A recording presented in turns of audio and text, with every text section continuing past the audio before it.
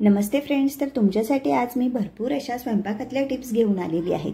तर बऱ्याच वेळा आपण स्वयंपाक करतो त्यावेळी आपल्याला कंटाळा येतो किंवा मग बरेच असे पदार्थ बनवताना ते बऱ्याच वेळा फसतात। तर छोटे छोटे ट्रिक्स वापरून किंवा टिप्स वापरून आपण हा स्वयंपाक कसा सोप्या पद्धतीने करू शकतो हे आज आपण बघणार आहोत। तर ह्यामध्ये मी तुमच्यासाठी डेली यूज होणाऱ्या टिप्स दिल्या आहेत किंवा मग कधीतरी यूज होणाऱ्या पण परफेक्ट होणाऱ्या अशा टिप्स दिल्या आहेत। चला तर मग व्हिडिओला सुरुवात करूया। तर आजची आपली पहिली टिप आहे ती म्हणजे केकबद्दल। तर लहान मुलांना केक आवडतो तर आपण तो नेहमीच बनवतो। तर बऱ्याच वेळा काय होतं, आपण तर केकच्या भांड्यामध्ये आपण डायरेक्टली बॅटर टाकून देतो आणि केक शिजल्यानंतर तो भांड्यापासून वेगळा होत नाही। तर असं होऊ नये त्यासाठी केकच्या भांड्याला सुरुवातीला तेल लावायचं आहे आणि त्यावरून थोडासा मैदा पसरवून घ्यायचा आहे। नंतर हे भांडं अशा प्रकारे टॅप करून घ्यायचं आहे आणि नंतर ते स्टीम करायचं आहे। तर अशा प्रकारे केल्यामुळे काय होणार आहे, हा केक अलगद असा भांड्याच्या बाहेर निघणार आहे। त्याचप्रमाणे दुसरी टिप अशी आहे की केक शिजला हे कसं बघायचं, तर अशा प्रकारे टूथपिकचा वापर करून आपण ते चेक करू शकतो। टूथपिक अगदी क्लीन निघाली तर समजावं केक व्यवस्थित असा शिजलेला आहे आणि त्यावेळी आपण गॅस बंद करून भांडं बाजूला काढून घेऊ शकतो। तर आपली पुढची टिप आहे ती म्हणजे कांद्या भज्याबद्दल। तर बऱ्याच वेळा आपण कांदे भजे करतो पण ते कुरकुरीत होत नाही।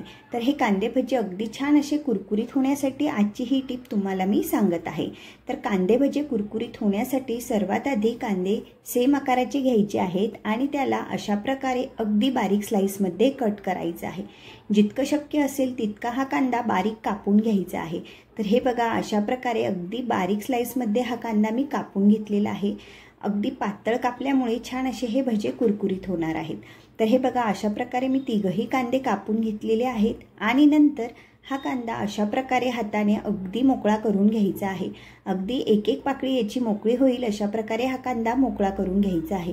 तर हे बघा, अशा प्रकारे हा कांदा मी मोकळा करून घेतलेला आहे आणि नंतर हे भजे कुरकुरीत होण्यासाठी अजून एक टिप म्हणजे ह्या कांद्यामध्ये सुरुवातीला मीठ टाकून घ्यायचं आहे आणि हा कांदा अशा प्रकारे व्यवस्थित असा मोकळा करून घ्यायचा आहे। नंतर त्यात आपल्याला जे इन्ग्रेडियंट घ्यायचे आहेत, मी त्यात ओवा टाकले आहे, थोडंसं जिरं टाकलं आहे, त्याचप्रमाणे थोडंसं लाल तिखट आणि हळदही टाकून घेत आहे।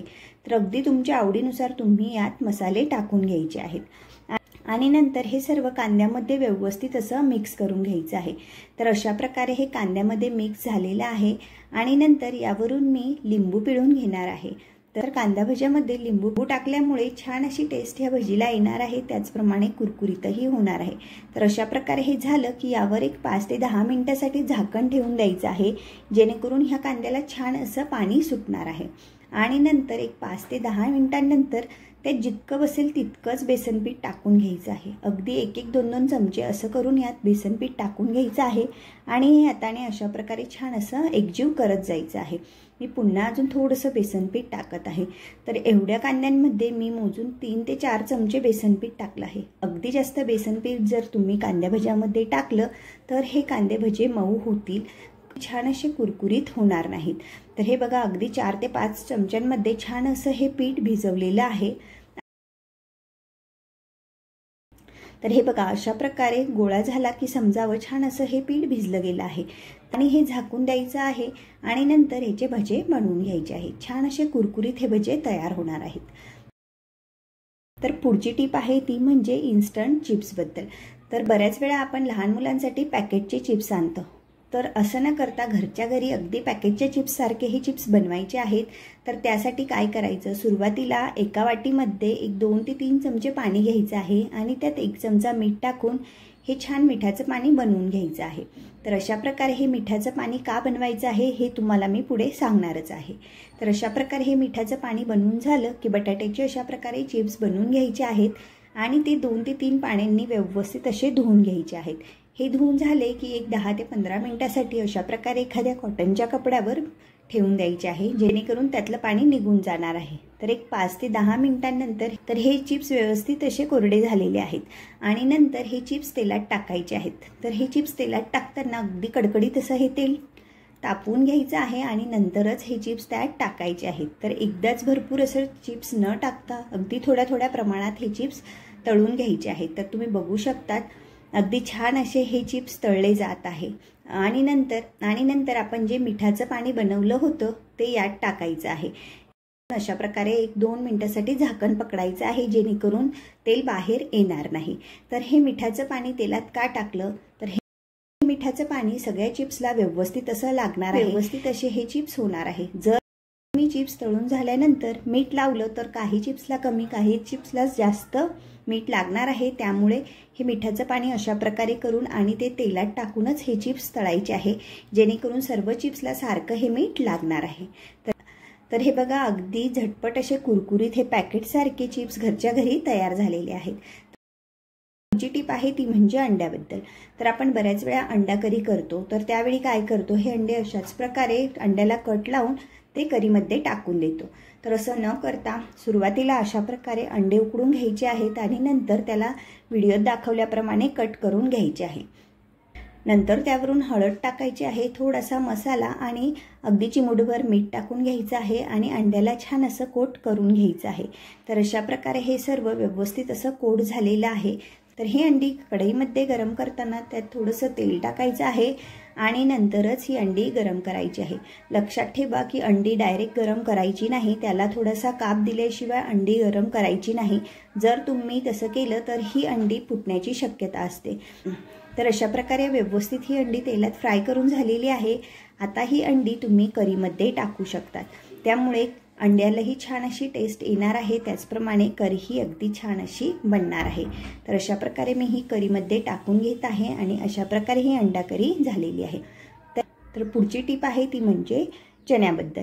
जर आपण चणे उकडवत असू तर त्यावेळी त्यात थोडंसं मीठ टाकायचं आहे, जेणेकरून चणे छान असे टेस्टी होणार आहेत। मिठामुळे चण्याला छान अशी टेस्ट येणार आहे आणि हे चणे झटपट शिजणारही आहे।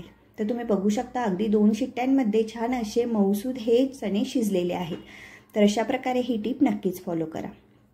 तर पुढची टिप ती म्हणजे अगदी महत्त्वाची। बऱ्याच वेळा आपण पोळ्या बनवतो आणि आपल्या मैत्रिणींच्या पोळ्या फुगत नाही। पोळ्या छान अशा फुगण्यासाठी आणि मऊ राहण्यासाठी पीठ भिजवण्यापासूनची प्रोसेस करायची आहे। तर पीठ भिजवताना त्यात थोडंसं मीठ टाकायचं आहे आणि पीठ भिजवताना गार पाण्याचा वापर न करता कोमट पाणी वापरायचं आहे। तर कोमट पाणी वापरल्यामुळे छान अशी मऊसूद ही चपाती बनणार आहे। आणि हे पीठ भिजवताना जास्त कडक किंवा मग जास्त मऊ भिजवायचं नाही, अगदी मीडियम हे पीठ भिजवायचं आहे। तर अशा प्रकारे ह्या पिठाचा गोळा मी करून घेतलेला आहे। अगदी हे पीठ रगडत बसायचं नाही, अशा प्रकारे गोळा झाला की त्याला थोडंसं तेल लावून घ्यायचं आहे। तर अगदी 1 ते 2 चमचे तेल याला लावायचा आहे आणि हा गोळा असाच्या असा एक 10 ते 15 मिनिटांसाठी झाकून ठेवायचा आहे। तर अशा प्रकारे हे तिंबवत बसण्यापेक्षा अगदी झटपट असं हे पीठ भिजून जाणार आहे। तर अशा प्रकारे हा गोळा झाला की तो झाकून ठेवला आहे आणि नंतर बघा तुम्ही छान असा हा गोळा तयार झालेला आहे आणि व्यवस्थित असा हा गोळा तयार झाल्यामुळे अगदी छान अशा मऊसूद ह्या पोळ्या होणार आहे। आता फक्त 1-2दा अशा प्रकारे ते मळून घ्यायचं आहे। मस्त असं मऊ हे पीठ भिजवलं गेलेलं आहे। आता पोळ्या लाटताना काय करायचं आहे, पोळ्या लाटताना छोटासा याचा गोळा घ्यायचा आहे आणि छान याची पोळी लाटून घ्यायची आहे। तुम्ही ही पोळी डायरेक्ट लाटली तरी चालणार आहे किंवा मग घडीची पोळी लाटली तरीही चालणार आहे। तर अशा प्रकारे मी याची पोळी लाटून घेत आहे। जास्त जाडही नाही आणि जास्त बारीकही नाही, अशा प्रकारे ही पोळी लाटून घ्यायची आहे। तर सुरुवातीला ह्या पोळीला तेल लावायचं नाही, ती डायरेक्ट तव्यावर टाकायची आहे आणि एक बाजू शेकून झाल्यानंतरच यावर तेल टाकायचं आहे। तर तुम्ही बघू शकतात अगदी दुसऱ्या स्टेपलाच ही पोळी छान अशी फुगलेली आहे। अगदी मऊसूद अशी ही पोळी झाली आहे, त्याचप्रमाणे अगदी छान अशी ही फुगलेली आहे। तर तुम्ही बघू शकतात मस्त अशी ही पोळी फुगलेली आहे। तर अशा प्रकारे पीठ भिजवायच्या प्रोसेसपासून जर तुम्ही ही प्रोसेस फॉलो केली तर छान अशी मऊसूद ही पोळी आपली बनणार आहे। चला तर मग तुम्हाला जर ह्या टिप्स आवडल्या असतील तर चॅनेलला नक्की सबस्क्राईब करा, लाईक करा आणि शेअर करायला विसरू नका।